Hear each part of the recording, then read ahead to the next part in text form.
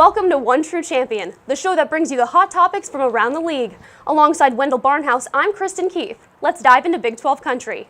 Week 1 of college football is in the books. Charlie Strong and the Texas Longhorns had a big win over North Texas, 38-7. But this weekend, when they host BYU, they'll be without two key starters. Wendell, what's the injury report saying about the Longhorns? Well, you really can't imagine worse injury news for Texas. Quarterback David Ash will not play against BYU. He suffered a couple hits to the helmet. He'd had concussion issues last year. He was fine after the game, but he called trainers later Saturday night, said he had dizziness and headaches. So they're not playing him in this game. Also, the other injury news is Dom Espinoza, their veteran senior center, is out after ankle surgery. He had made 40 starts. He was the leader of a very inexperienced offensive line. The other starters on that line have only made 14 career starts. Another injury this weekend came out of the SMU Baylor game. Quarterback Bryce Petty came out the gate looking phenomenal, but took a hard hit and fractured 2 bones in his spine. Now, Baylor released a statement saying that he's day-to-day, but Wendell, anytime I hear the word fracture, I gotta think you should sit out at least a couple of weeks. They host Northwestern State, then go to Buffalo before having a bye week. Why not just rest those 3 weeks before getting conference play underway? Great plan, Coach. I think that's what they need to do. Now, considering how well Baylor's defense played against SMU, I think they should be able to get through these next 2 games. Seth Russell, sophomore quarterback, the backup, he played the second half against SMU, and I think a healthy Petty in October and November is a lot better than a banged-up Petty in September. I agree.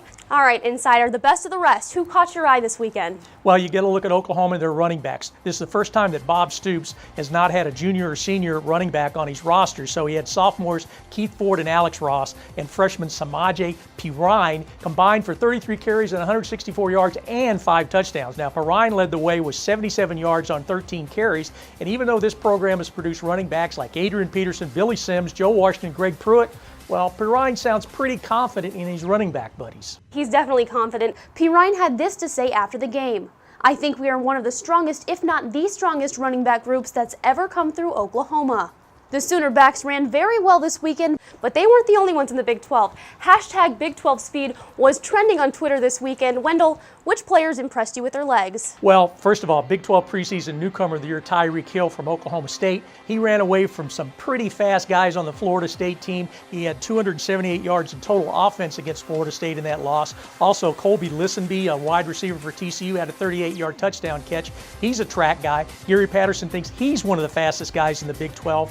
And Mario Alford from West Virginia, he ran through the Alabama coverage team for a 100-yard kickoff. He's pretty fast, too. Alford will take it all the way. Touchdown, Mountaineers.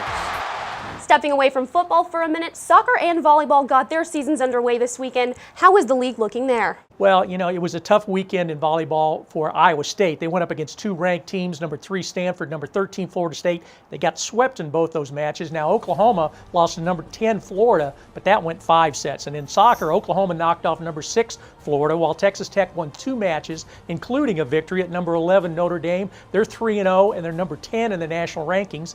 And congrats and a shout out to Kansas coach Mark Francis, the 200th victory of his career. Before we wrap things up, here is the stat of the week. Since 2005, only 23 teams have lost in Week 1 and finished in the AP Top 25. Wendell, what does that mean for the Big 12 after having 3 teams lose in Week 1? Well, it was the first time, Kristen, that the Big 12 had ever played the top 2 ranked teams in the country on the same day. Oklahoma State picked to finish 5th in the Big 12. West Virginia picked to finish 8th. Those teams both pushed Florida State and Alabama right to the brink in those games. I think that shows that it's going to be a really balanced league race as far as the conference is concerned. And I wouldn't be surprised if Oklahoma State and West Virginia might end up in the final rankings at the end of the season. Well, we hope they are one of those statistics. Thanks for joining us, Wendell. We're out of time for today, but keep an eye out for our Big 12 football preview coming out on Thursday, and we'll see you right here in 1 week for another update of One True Champion.